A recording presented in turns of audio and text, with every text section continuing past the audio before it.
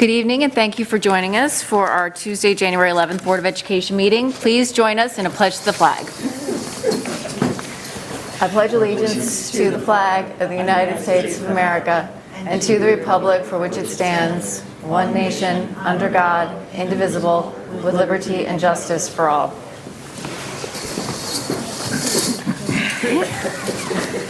And I will turn it over to Dr. Byrne for the report of the superintendent. Thank you very much. Good evening, and thank you for joining us for our January 11th Board of Education meeting, our first meeting of the new year.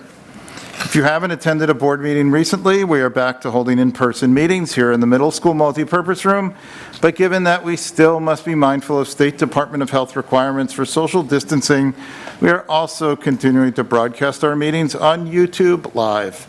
Additionally, all attendees and participants are required by order of the governor to wear face masks. We had a very successful gateway testing program the Monday after our winter recess. The testing was done in conjunction with Mount Sinai, and I'm told the saliva-based test made a nice change from the ubiquitous nasal swab tests that we've been using since January of last year. 441 students and staff participated, and we came out with a 9.52% positivity rate, which I know this is going to sound strange, was a really good number because it was a great deal lower than the county average at the time, which was 22.9%. And last week, in between Wednesday's ice storm and Friday's snowstorm, we distributed approximately 2,000 COVID tests to district parents via drive-by pickups at the 3 elementary schools and at Rye High School. These tests were given to us by the state to help protect the community as students returned to school after break. And I know we had quite a showing, the Board of Education out there in the freezing cold handing out kits. So thank you, Jen, Jane, Chris, Callie, and Kelsey for being able to join us. We know that Tom and Vivek were there in spirit. We are actually, you couldn't find a test anywhere. And again, we're getting another shipment of COVID tests on Thursday. Yes, we're picking them up on Thursday. And our plan is to distribute some more by another drive-by pickup before and after work hours to make it easier for our working families to get to the distribution site. So I know Brian has been working on those details. I think it involves the two of us doing some later and early pickups, and that will be communicated out at some point tomorrow to families. But we just found out today that those tests are going to be available for us on Thursday. So for those who wonder about, day before communication, we find out these things, we turn it around as quickly as possible, but communication from the state doesn't always come in advance. Today, Rye Beach Pharmacy held a very successful pop-up vaccine clinic for students in K through 12. It was originally set up to be a 5 through 11 vaccine clinic. And I believe it was yesterday, Ken Giaquinto emailed, said, I can add a booster element to it. And we went from having 40 filled spots to over 160 spots. So thank you, Ken, for helping us out. And it ran very well. Students in need of a second or a booster shot can come back to the second clinic on February 1st. That was all through that link that was sent out.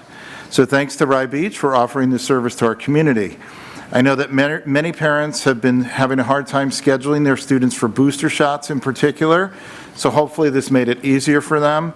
We did talk with Ken about doing another one of these, so we're going to work on that. But also, I always wondered why they closed it, but yesterday, County Executive George Latimer announced that the county will start doing boosters at the convention center. So it is now going to reopen. They're doing testing there at the county center right now, and they're now adding vaccines a couple days a week. I believe we sent that information out yesterday as well, but that's all over and available. Our Test to Stay program continues, as Gabby knows, since she's one of our testers. It's been terrifically successful in helping asymptomatic exposed students remain in school rather than quarantine for 10 days. And we also rebooted our surveillance testing program this week after taking last week off due to the gateway testing program. We do look like we're a testing warehouse back at central office if you haven't been to CAB lately. The next time you are, you'll see boxes of tests everywhere. In the last week, as many of you know, there have been multiple updates to COVID-19 guidance from the CDC and the New York State Department of Health. Much of the guidance is unclear, conflicts with other guidance, or does not actually apply to schools.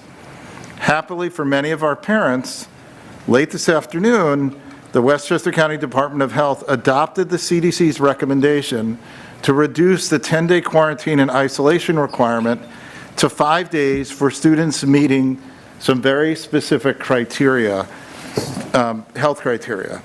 We communicated the update to families shortly before the meeting this evening, and we will implement the new requirements immediately. So tomorrow, the Health Services Department will be reaching out to families of kids who are in isolation or quarantine, going over that criteria, which involves dates, tests, symptoms, and it's certain symptoms, symptom resolution, fever-reducing medication. There's a host of things we have to check on, and we'll be releasing kids that are eligible to return to school on Thursday. I can honestly say that, and I know Jen and Jane know this, I've spent the greater part of every day and long into most evenings since January 4th focused on this new guidance, and it is both a huge mess and utterly exhausting. I've been in contact with and will continue to be in regular communication with the county. Poor George Latimer, our wonderful county executive and neighbor, is probably so sick of my phone calls and text messages at all hours of the day and night, and even on the weekends. But I'm very optimistic and appreciative that I think she's been on the job a month, the state DOH Commissioner Bassett has been incredibly responsive, and when she responded to me at 8 o'clock last Tuesday night, when one piece of guidance came out, and by 9 o'clock I was on the phone with the people that actually, the two senior DOH officials that wrote that piece of guidance. She had arranged for me to have a conference call with them at 9 o'clock on a random Tuesday night. So thank you to Commissioner Bassett, and she's, at the moment, is still answering my emails, so that's always a plus. And our State Ed Commissioner, Betty Rosa, who I speak to pretty much every day, a couple times a day, and she has been incredibly helpful in taking the concerns of our district, but also the 78 school districts in the Lower Hudson region that I represent through that organization, the feedback from us in helping to move it toward resolution at the state level. So I promise to continue sharing guidance updates as soon as there is clarity. Sometimes I can't put something out if it makes no sense and if it isn't applicable to us. And I understand that waiting for the state and county to adopt CDC recommendations can be frustrating. I know, I get frustrated too. I will continue to advocate for clear and reasonable guidance that promotes the safety and well-being of our students, faculty, and staff. And that concludes my report for this evening. Thank you, Dr. Byrne, and we thank you for continuing to reach out to all of those officials as well and getting as much information out to our community, and obviously helping in your leadership role with the Lower Hudson Council of School Superintendents, in talking with other boards throughout the region. I know how important it is to have that group coming together and working together in a united way. So we really appreciate all your leadership in that. Well, thank you. There is one person who does not answer my calls or emails anymore, but I won't mention that. Anyway, so hopefully we'll keep hearing news like we got today with the reduced quarantine to help alleviate some of that burden that happens with families once a child is a positive case. Okay, so moving on, we'll go to presentation and discussion 1, our capital project update. Okay, so tonight's a little different capital project update.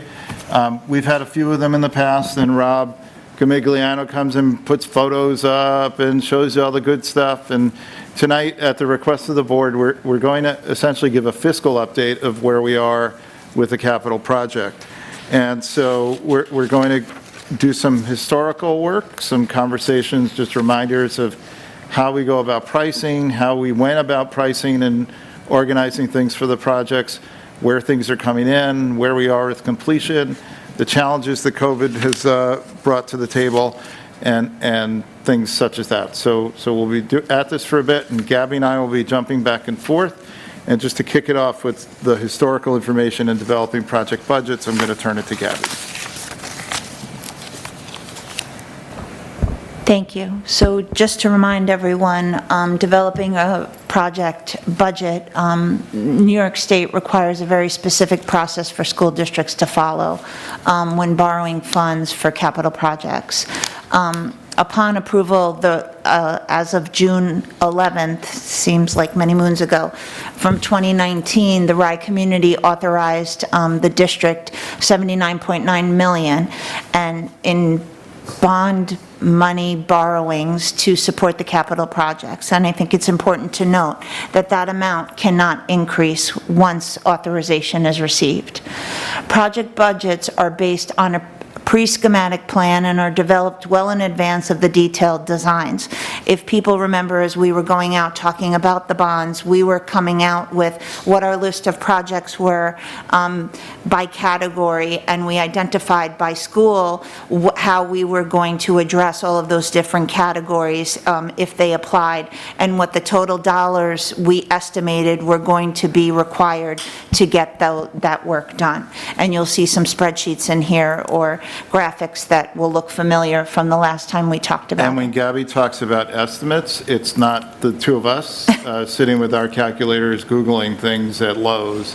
It's with professional estimators and our construction and project team that's actually here tonight in the audience that works with us on the process. So we have real professionals that do this for a living and do it very well and use their expertise in this process.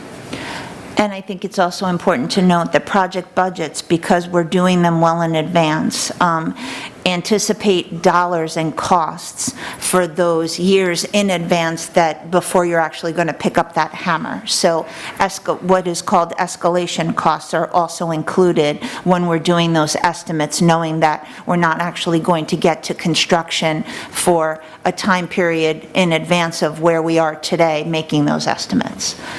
And finally, this is a new bullet point that we added to the presentation, just to remind everyone that true project cost is not realized until the bid process is complete. So once we receive our authorization, we then go back and develop what the work will actually be, go out to bid, to market, to then receive those bids, analyze those bids, evaluate, and then award a bid, knowing then only at that point what that actual project cost will be. That's when we realize what the actual cost is for that particular project. Reminding everyone also just the different components that go into when we're building a budget around a project. It's a 10% design contingency escalation, as I spoke about, knowing that we're not going to get to work until future years, a construction contingency, and then a 20% incidental cost contingency equals what the project budget would be. You'll see here in gray, we've added information now that we're well within the COVID impact, what those estimates have changed as a result of COVID. So if you look at escalation, we estimated at the time when we were putting this project budget together, a 4% per year was assumed. We're looking at increases as a result of COVID to 5 to 6%. The construction contingency, which includes allowance authorizations and change orders, we had estimated at the time 5 to 7%. We're seeing upwards of 15 to 23% as a result of COVID. Just to identify for everyone, because people are used to seeing, since we started construction, action items on the board agenda having to do with the approval of allowance authorizations and change orders. So just to remind everyone, allowance authorizations, predicted and customary additional project expenses based on experience included in the contract cost. So the one that I like to remind everyone about is asbestos removal. When you're talking about buildings that were originated in the 30s and 50s like we have in the district, it is without fail that you will encounter asbestos that needs to be removed. Knowing this going into projects, we build in funding called allowances for these particular actions that are going to take place that we've already built into the overall contract cost, and it's also included in the bid cost when those contractors come back to us. So these are items that then get drawn against those allowances and then expended for those particular items. And like I said, asbestos is a perfect example of, you know you will encounter it, so we therefore build in a specific line item associated with that activity. Change orders are unanticipated additional project expenses above the contract cost. Although they're unanticipated, we do build in funding in the overall project budget, not in the bid that we receive, but we do put money aside for those unanticipated items that we're going to have. And just to remind everybody, that's where we talk about the construction contingency, the 5 to 7% when we're building that overall budget. And these are for things, and I use the famous Midland firewall as our example, when you discover a condition that you weren't aware of, but that has to be taken care of. That then gets translated and identified as a cost through the process of a change order. And that's when we come back to the board with these details about, so erecting a firewall where we didn't know we were going to have to do one is equal to X amount of dollars that we then come to the board to say we now have to authorize an increase of the overall contract or bid amount, but this is a dollar amount that is included when we're talking about the overall project budget. And one of the things we look carefully at are what are those life safety things, what are those code things that are absolutely necessary to be able to open a facility, because the last thing we want is to be in a situation where we don't approve a change order and we can't open a school on time because we don't meet the life safety codes as required by New York State. So, sorry, just one question. For change order, is there a line item in the original budget that sort of covers the, like, look, we know we're going to have some changeovers, unlike asbestos, which you can create an allowance for, the unknowns, or it's not and you're just rolling the dice? Right. So as the district, when we're doing budget planning around a project, yes, we identify a portion of funding of that 80 million that we're talking about that we know will be designated and allocated for change orders as they come up. It would be like anyone else doing construction in their home, that you don't spend every last dollar, right? You put those dollars aside for those unexpected things that would come up. We do the same planning as anyone else would when embarking on construction. Right.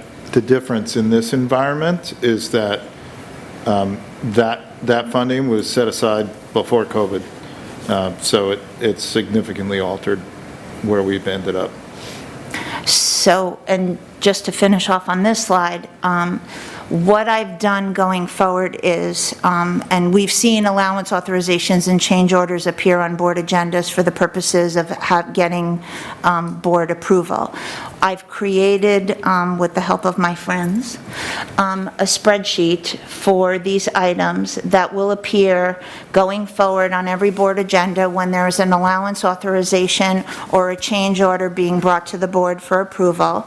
There will be a link to this spreadsheet that identifies where the location, the contractor, the change order or allowance authorization number, with a brief description in what I like to call simple terms for those folks who don't live construction every day, to get an idea and a sense of what that change order or allowance authorization was for, and then it also has the board meeting in which that item was acted upon.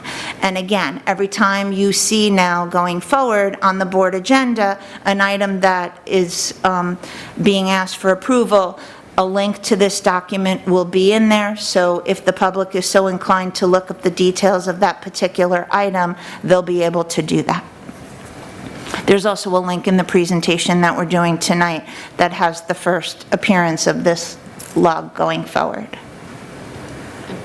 Just before you move on to the next, I just Sure. want to say how thankful we are for the creation of that. There was, I think each time as we kept going through the change orders, there's so much that you're managing on your end with Rob and the whole team, and to be able to have it all in one place, identified, is extremely helpful. So thank you very much for the work You're for welcome. that. And just also to be clear, the change orders will still be linked to the board agendas Sure. in their whole part, but this is an easier way to navigate them.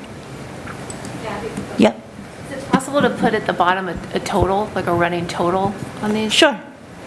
Yep. All right, thank you. Gabby, quick question. In terms of all the federal funding that has been put out, are there any sources of funding that we can use for some of these overruns if we're set with the 80 Related to million? COVID? Yeah. Not at this time, no.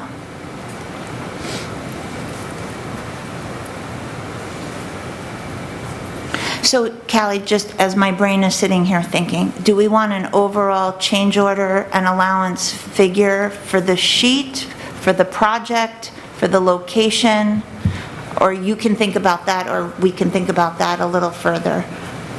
Because I don't know how helpful it would be to have a total Just- allowance number versus, I meant for the change order number. I was, okay.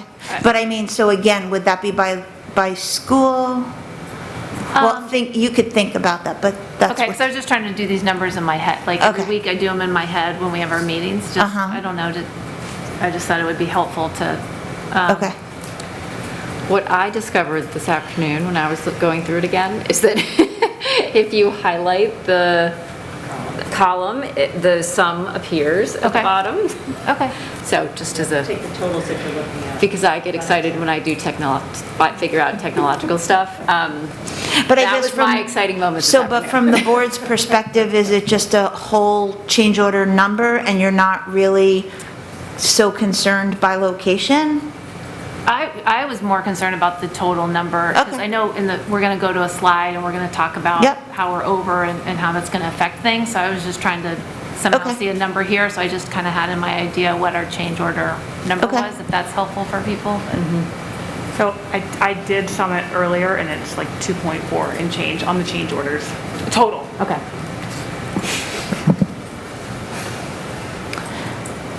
And this is just to give some flavor to the breakdown of what the 20% incidental costs are. So architect engineering, testing and investigation, legal, financial fees, all of the back-end operation that keeps a capital project moving forward. And so next, we created a graphic to try and help tell the story of the COVID impacts on the different project costs. So, and again, it's great to illustrate this in a couple of different ways. So if you look at sort of on the left side, the overall project delay, resequencing and work, and supply chain issues. And it's not to be picking on Midland, but the Midland doors are a perfect example. So when the work began at the end of June, and when we were preparing for the work in advance of June, we had, at that point, people were not experiencing the supply chain delays for materials. Our contractors had been very strategic in stockpiling things. If you recall, we had containers show up at different locations. We were stockpiling supplies inside that one container out in front of the high school and behind Midland, so that we had the things on site. So the Midland doors have created a host of issues in terms of the project, because what what you do is you go in and you have the door jambs, and you take the old doors out. You take the old door jambs out, you install the new door jambs in advance of the new doors coming. Thankfully, somebody had the wherewithal to say, don't throw the doors out that we were taking out. Typically, in the demo phase of a project, those would go right in a dumpster and you'd never see them again.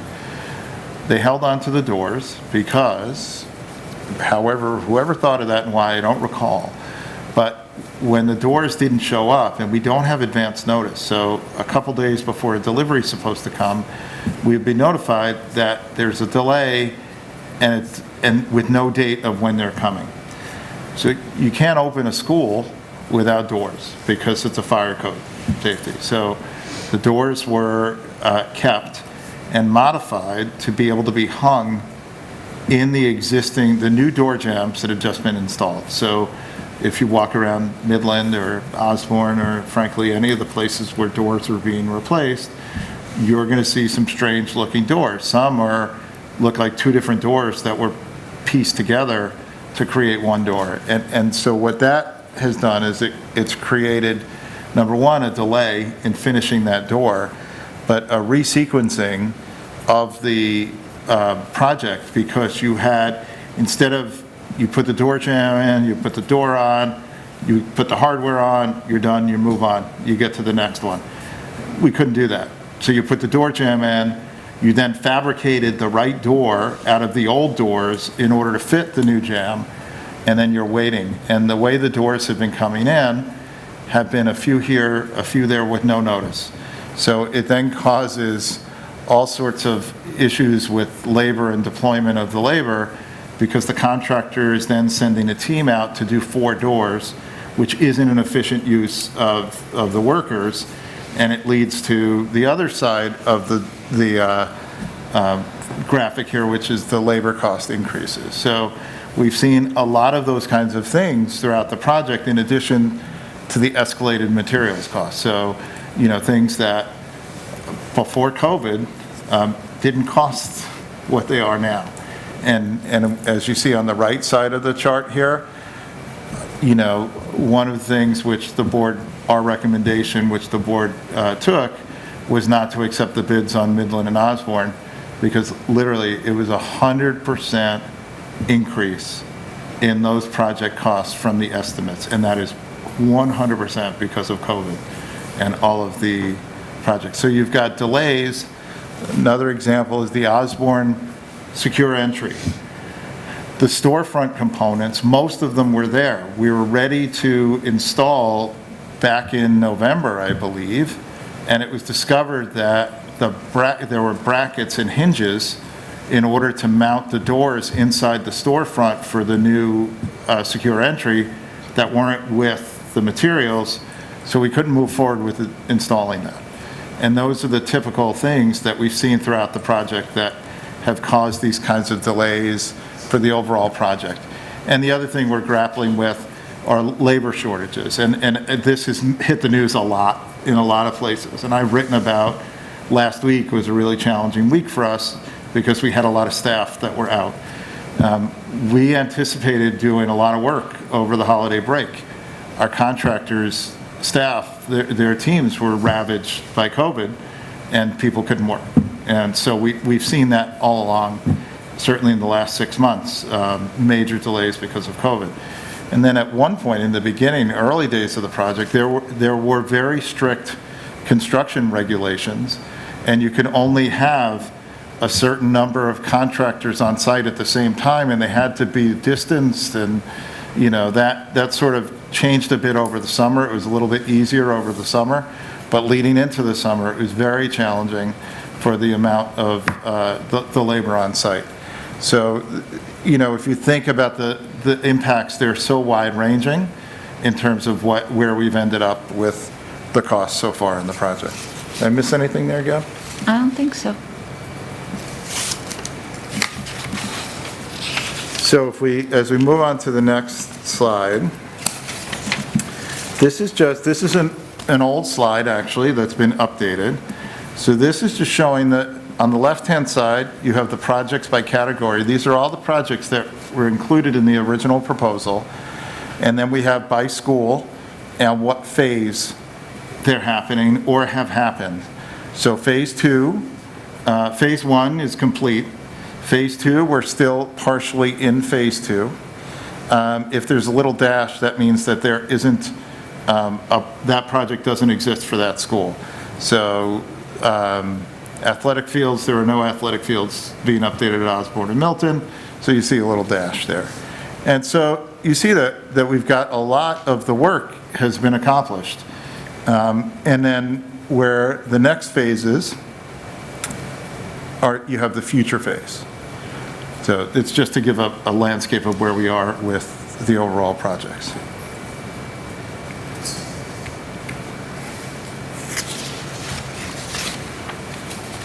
I'm going to take this slide. Yeah. So this slide depicts a financial snapshot of how we started and where we are as of the end of December.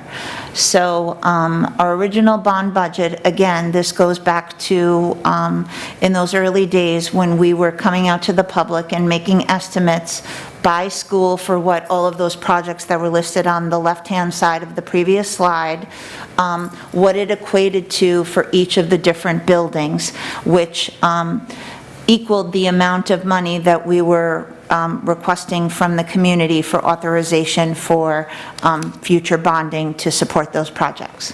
So using Osborne as the example, the estimated budget that would have been needed for Osborne at the time was $11.6 million.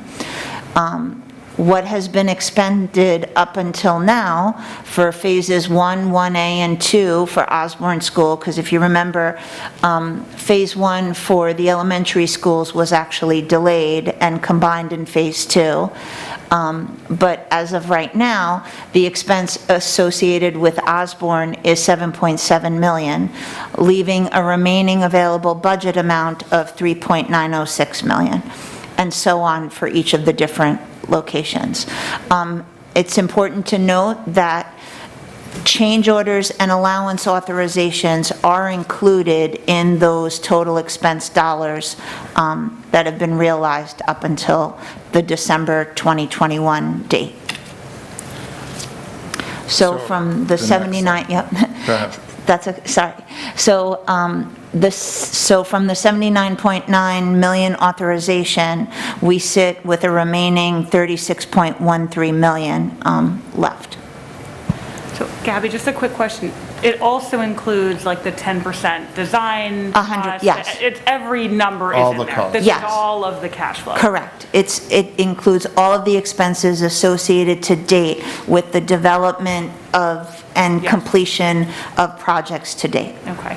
And then is there, for phase 2, are we at, like, is there a general, like, percentage of completion you could say we are on a cost basis approximately? So we have to remember, Phase 2 was always going to span over 2 years. Yeah. So We don't. it's hard because we've been delayed over summer. So this is a paid-to-date December phase 2, but phase 2 is not complete. Correct, and it should not have been complete at this point, right. We always knew that there was, Phase 2 was always going to be Phase 2 Summer 1 and Phase 2 Summer 2. Like, for example, the The new wings. new wings are now a future phase, but were they originally? No, they were not Phase 2. They were always- Phase 2A. A. I'll give you a perfect example. The middle school iLab, right, is part of Phase 2. It's bid, we owned it, but we knew that we were not going to be able to take on that construction at this location in addition to everything else we accomplished this summer. Right. So the middle school iLab was always Phase 2, Summer 2. And where does that fit in this chart for the board? So where does that fit in this chart for the board? Is that in the Phase 2 actual expense, or is that in the remaining available budget expense? It's in the 21.6. So it's already accounted for on the... Total expense. Correct. Because you already bid it. Right. Correct. So Okay. it's already included in the contracted amount. Okay. So the work's already expected. And I Costed out. So for that piece,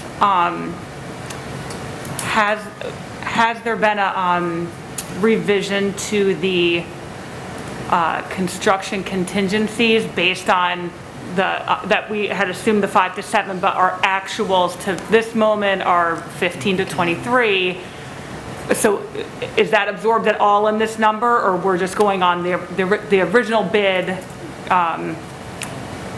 The original, That we accepted is in this number, but we may not have folded in this anticipated, we do, so the anticipated is not realized here. So I would say that's a hard question to answer. We're preparing for the anticipated.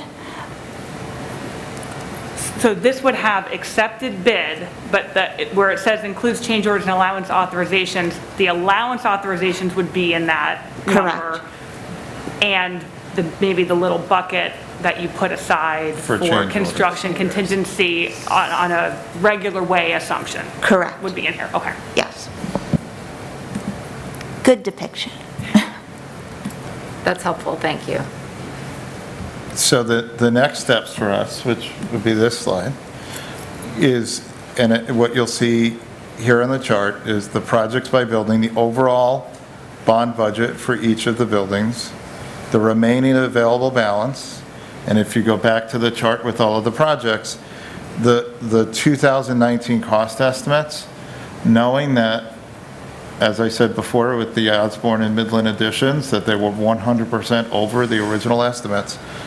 Our job now is to go back, work with our professionals here, list out all those projects, look at the remaining estimates, look at the original estimates, modify, reprice those, and then come back to the board with recommendations of how we proceed. Because obviously, what was expected to happen for $79.9 million in 2019 when this was approved did not anticipate COVID, and that's had an impact. So we will have to make some decisions going forward about either changing scope or modifying the scope in order to move forward and finish the project. So our work for the next chunk of time before coming back to you will be to look at those numbers again and come up with recommendations as to what we do next.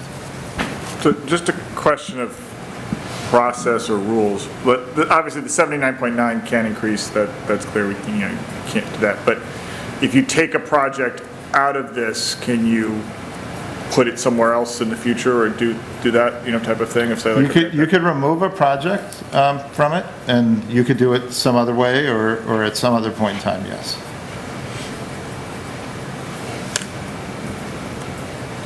Hi, Gabby, I had a question about the chart. So if I'm reading this correctly, at this point, we thought we would have 40.9 million left to spend, and we actually have 36.1 million. So we have about a deficit of 4.8 million, is that correct? And then that brings me to the running total of the change orders, and I think Kelsey said it was like 2.4 million. So I'm just curious where that other 2.4 million, is the difference part of the change order? We've spent 2.4 million in phase 1 and 2, and is that why the numbers are falling short now for the remaining project? Am I reading that properly? Say it. What I'm hearing you ask is, is there a way to say for sure that the overage of the change orders is actually specifically part of the difference between the 36 million and the 40 million? Yeah, I was trying to find, 36.1 plus what gets me to 40.9. I was trying to figure out what that 4.8 So we would have to then shortfall also is. go back and account for what we thought the estimates were going to be versus what the actual bids came in at. Okay. It's not just change orders, right? It was, Yeah, that's what I was asking. What's that other piece? Yeah. And it's- Right. Okay, sorry. so it's Didn't the express that. estimate that we received, so to try to be consistent and to try to come back to the community and say, so the last time we spoke about this in numbers, right? We came to you and we said that our projects equaled this, right? Because our total was 79 million. So that is the starting point, but it doesn't necessarily mean that every project as it was estimated is what the bid that was received came in at that exact dollar amount. Okay. So yes, change orders are a factor, Plus but then the what bid. the actual bid was versus what our initial estimate was, there was a difference there as well. Got it, okay. Thank you. Right, because the change orders, there's a bucket for the change orders within the 79.9. So it's not that the change orders now are great, because we already had a change order bucket. Yes. So that's not necessarily going to be reflective of a Right, $4 because million change. if you remember, go back to this slide. When you come up with a project budget, you automatically build in that construction contingency, which accounts for what we believed change orders were going to come in at that time. So yes, that was part of the project, the overall project budget. So there was, in every one of these project categories, and I hate to say this, but you could have assumed that there was a 3% increase in those different areas to account for where we thought change orders were going to happen, as we built that 11.6 million for Osborne School. And Does that make sense? Yeah.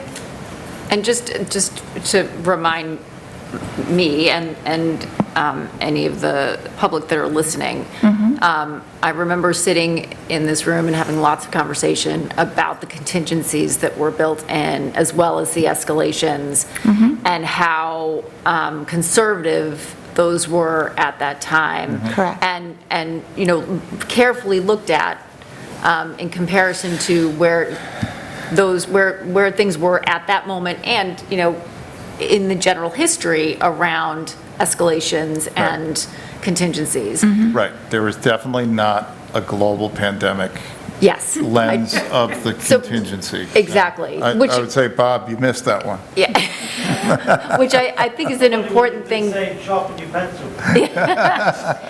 I just wanted to Yeah.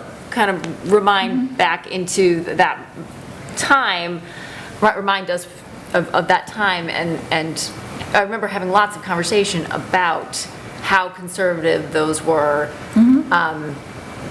in hopes of trying to think of Sure. the quote-unquote worst-case scenario. Right.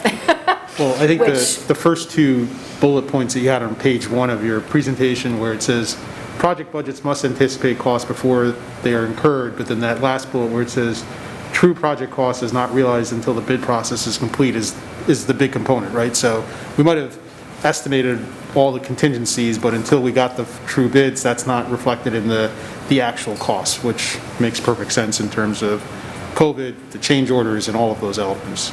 And I'll use Phase 1 as the example, right? So Phase 1, we went to bid, was COVID? No, it was pre-COVID. Right. We bid before COVID even Right. became part of our lexicon. But even then, when we got the Osborne and Midland bids back, they were not favorable compared to what we believed those projects were, what they had equated to what we had estimated. And at that time, we decided to Decided to rebid. decline those bids because we didn't feel that it was appropriate. However, we did move forward with the high school, middle school, because those bids came in where we believed our budgets were. And that's the option you have at that time. Right. And we were very on point with the budget when it came to the high school. I actually believe we were a little below budget at that time. And those are the decisions you make once those bids come in, because you're right, it is when you realize what the true cost is going to be. I mean, if you recall, we had a very clear bidding strategy about when we put bids out, because we wanted to be out in front of most other school districts. So again, talking with our professional team here, what's the optimal time to put the bids out, and that's what we did. Well, and looking at the amazing spreadsheet, and I know Jen said this to Gabby already and Eric and your team, but it is so helpful to have that organization that you guys put together on this. I'm obviously newer to the process and, following the bond and the cash flows from this side of the desk, but for me, it is extraordinarily helpful, so I really do appreciate it. But, one of the things, a lot of the change orders, allowance authorizations, the bulk of it is phase 2, which kind of speaks to what you're saying with regards to just the timing of these projects and the cash flow. And the anecdote of, the bids for the portable classroom conversion, those coming in 100% over the 2009 estimates, which had very robust assumptions at the time. That anecdote to me, it's just so important for us to, as a board, help us understand how pricing has moved so materially. It's remarkable that we've been able to accomplish what we have, and what you guys have in the time of labor shortages and everything. So, I truly appreciate all this information you guys have put together. It's very, very helpful for everybody who helped on this, so thank you very much. Can I, sorry. I was just going to say too, thank you, Dr. Byrne, for that nice example too about the doors, because I think what I didn't fully appreciate is the fact that you can't just wait on something. As someone who's going through a construction process that was supposed to take 3 to 6 months and a year later, and I'm still waiting on things, I'm just waiting. But to open a school, you can't just not have doors. And so Right. the fact that these things, the money has to be spent, and, And it's doors, it's toilets, it's, All those things, all yes. those kinds of things, lighting. I think it's easy for people to just say, I don't, it's going to be more expensive, or you just wait for it, but you obviously cannot. My couch that will never come, that we keep getting notified, delayed again. I can wait for it, but, yeah. Yeah, if you recall, we were moving heaven and earth to make sure that we had these buildings open. Yes, yes. Then Ida came and got in the way, but, to have all those life safety and code compliance issues taken care of so that our kids walk through that door on that first day of school, and it was school, and it wasn't remote and Thank some you. crazy configuration. So, and thank this team here, Thank you, and thank Rob you. and Gabby, and the people, Gabby and Kathy and Caitlin, who were moving furniture every night and weekend. And I think, didn't you get cheesesteaks for everybody at some point too? There was the cheesesteak adventure and all sorts of things too. So I just had one follow-up question for Gab. I know when you approved the 79 million and we don't borrow until we go out to bid, is there an expiration date for this 79 million if No. we want to No. push this off for a period of time? Okay. No. Which is why we were very comfortable coming to the board when the bids were received on the new additions to say, our recommendation is to reject at this time. Let's give COVID a chance to work itself out and try again and see if we can, get closer to what we expected in terms of budget and give it another shot. We're not obligated. We intentionally are not borrowing until funds are needed to move forward, and we've maintained that. And no, there is not an expiration date. We have the ability to go as long as we need to borrow the 79.9. Okay, great. Thank you. I would say, That's gonna be my exact I know we're going to come back to have to look at sort of that longer-term capital outlay, and when we do that, it would be helpful when you go back to just the phase 2 work we have left, maybe thinking about those construction contingencies if we haven't increased them to allow for what we've been seeing in the real world or what we're seeing as far as existing conditions in the buildings, just to make sure that we fold that in for that number that includes phase 2, which I'm sure you will, but just that will So be this- helpful to So yes, update those. we've been having those now based on the COVID experience, we are looking at those numbers to say, okay, so we thought we needed XYZ amount of money, we need to add the COVID effect to that. What do we really need for that? So we are taking those into consideration. You're just not seeing it realized in these numbers yet, in terms of money that has gone out the door. But we are certainly keeping track of those items.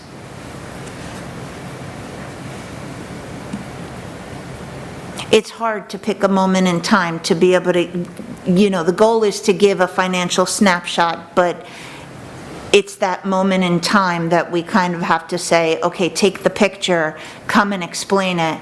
But you're right, we've already moved the needle knowing that COVID is impacting phase 2, summer 2. Right. To that end, when we're looking at the next step, when we come back to talk about what we have remaining, it'd be helpful if so I see there's a couple of the middle school, high school phases that have the terminology of all, like meaning that they fit into pieces of them fit into each phase. Correct. And I know you were trying to be consistent with our previous presentations on this. It would be helpful for us to maybe see which portions of those fell into some of the earlier phases that are already underway or completed, and what's remaining outside of that. Yeah, that's hard. I mean, I hear you. I don't know. I don't think the box is big enough. But I can work on something. Okay. I'm not sure how to do that. But I mean, it's not, asbestos is less, I'm looking more no, at but I hear you, the heating, I know. Yeah, But yeah. that's as we go into right, like heating and ventilation, even before COVID, that was one of the single most important focuses of the work that we were doing. Right. It's not, Right. You can't see it, you can feel it, and it costs a lot of money. And with every piece or every other category that's listed on here, there's a piece dedicated to heating and ventilation in every inch of the building that we touch. And we intentionally made that commitment to our schools, to our kids, and to this community to address heating and ventilation. So it's really hard to try to pluck that out, to be able to tell you, because really it touches everything. Because is it fair to say that it's, while it is a piece of a phase, it is also more directly tied to a piece of a room? Correct. So that And when you go into room 230, once that work is in that room, then that becomes part of the boiler, HVAC. Right, piece. because if we're So that's touching why a it's harder room, to we're narrow down.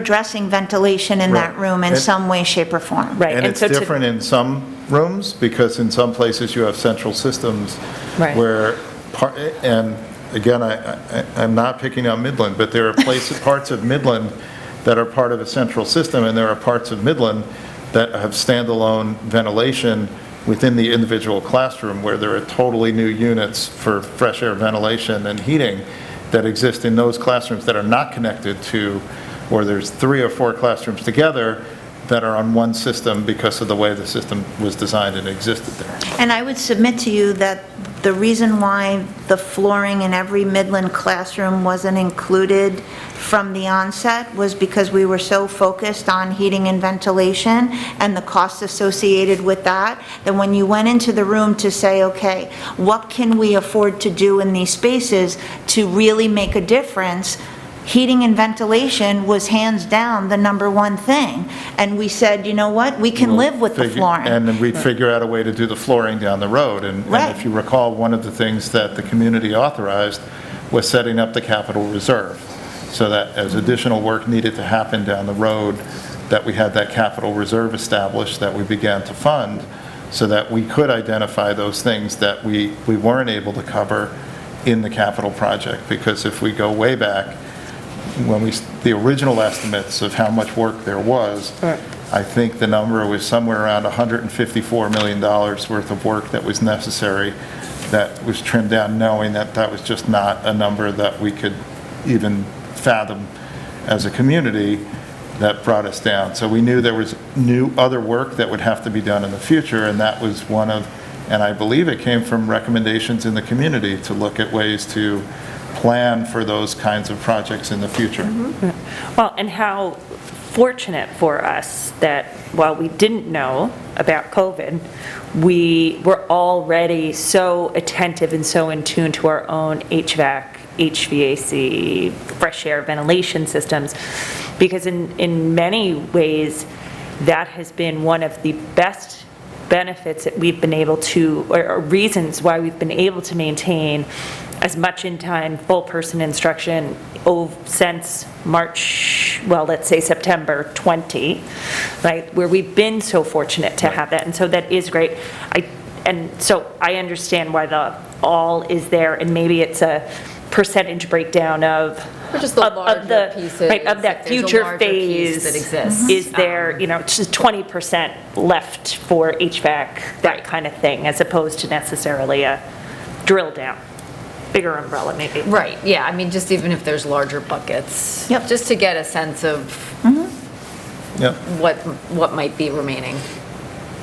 I will say, as Chris can attest, having been at Midland for a very long time, we did eliminate the Midland smell Yes, yeah. with the HVAC work there. The project is worth it just at that level. No, it's tremendous. I mean, the amount of work that's gone on is terrific. I know the biggest challenge, I think, is going to be the repricing. We've got to go through. We're Right. using 2019 estimates. There's not enough information here for us to really make any decision. There's a lot of work ahead of us to get to that point. I mean, that's where I think we're ending up tonight. Is that we've got a lot to figure out, given the new reality.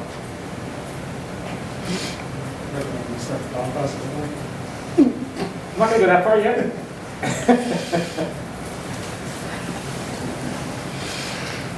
Okay, so we'll be back. We'll huddle with our team here and come back to the board with our recommendations moving forward. But thank you for your continued support and patience as we've tried to close out these projects and do some community tours and show people the beautiful changes and the beautiful work that's happened.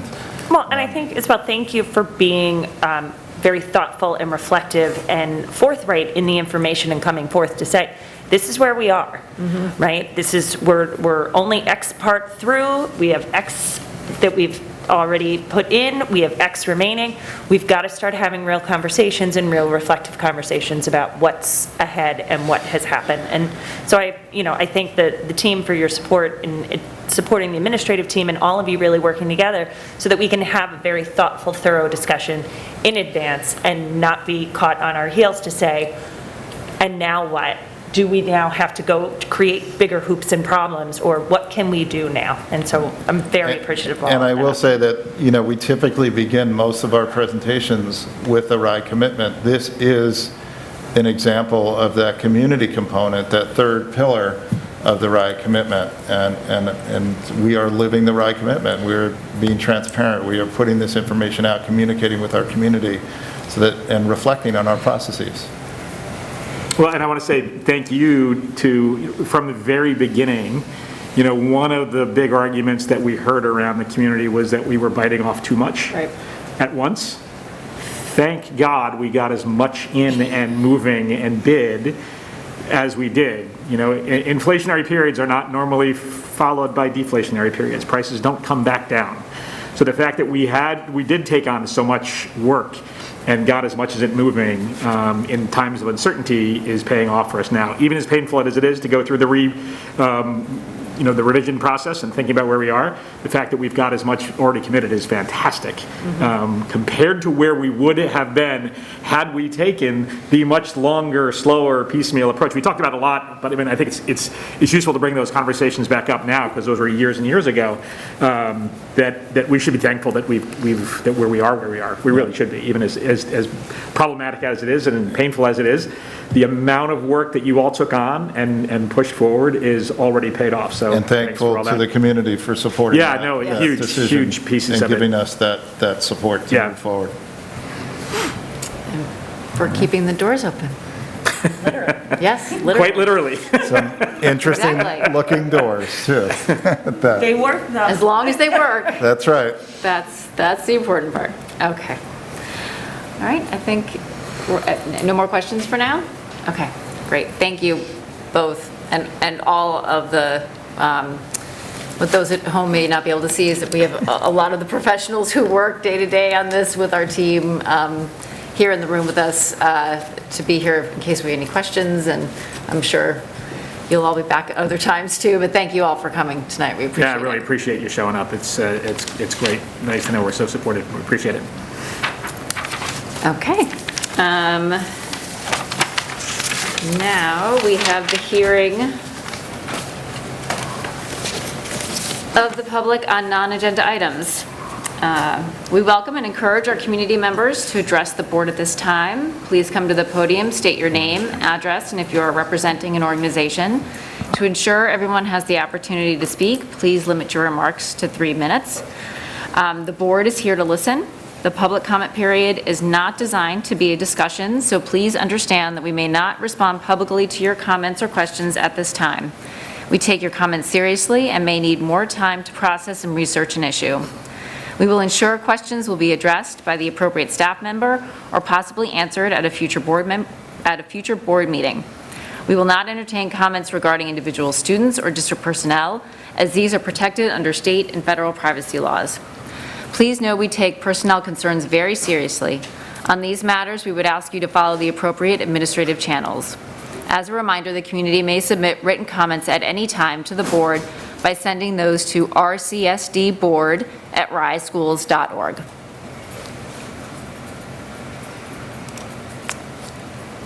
And seeing no one coming to the podium, we will close our hearing the public and move on to the consent agenda.